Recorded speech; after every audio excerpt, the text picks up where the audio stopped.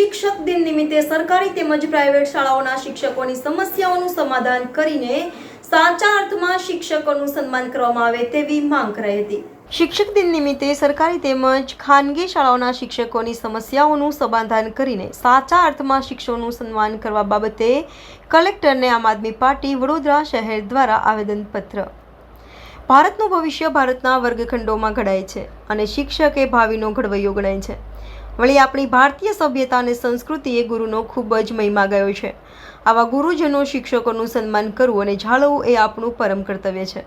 પણ બહુ દુઃખદ બાબત એ છે કે આજે જ શિક્ષકોની હાલત ખૂબ જ દયનીય છે। શિક્ષકોના અનેક પડતર પ્રશ્નો અને સમસ્યાઓ છે જેનું નિરાકરણ થતું જ નથી। શિક્ષણની ગુણવત્તા સુધારવા માટે અને થકી રાષ્ટ્ર નિર્માણ માટે ગુજરાતના તમામ સરકારી તેમજ ખાનગી શાળાના શિક્ષકો વતી આમ આદમી પાર્ટી દ્વારા કેટલીક માંગણીઓ સાથે કલેક્ટર કચેરી ખાતે રજૂઆતો કરી હતી, જેમાં ખાનગી શાળાના શિક્ષકોને એમની લાયકાત અને પરિશ્રમ અનુસાર સન્માનજનક વેતન મળે એવી વ્યવસ્થા ઊભી કરવામાં આવે અને એનું કડક અમલીકરણ કરવામાં આવે। ખાનગી શાળાના શિક્ષકોને પણ રજાના યોગ્ય લાભો આપવામાં આવે અને એમના કામોના કલાકોનું નિર્ધારણ કરવામાં આવે। સરકારી શાળાના શિક્ષકોને શિક્ષણ સિવાયના તમામ કામોમાંથી મુક્તિ આપવામાં આવે।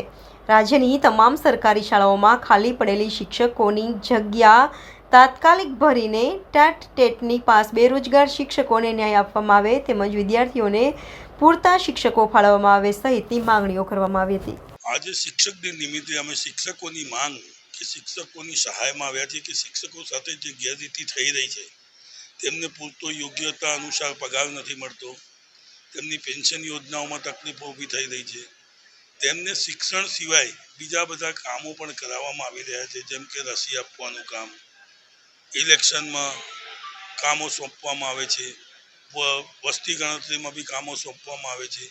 તો શિક્ષકને એક શિક્ષક તરીકે જ ઉપયોગ કરવામાં આવે તેવી અમારી ખાસ માંગ છે।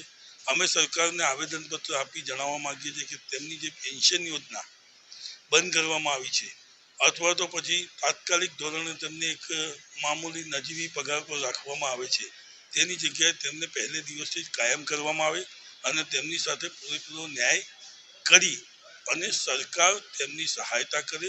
કારણ કે શિક્ષક એક આપણો સ્તંભ છે કે જે ગુરુ તરીકે આપણે વણીએ છીએ અને શિક્ષકોને તે બધા જ લાભ આપવામાં આવે જેમની જરૂરિયાતો છે।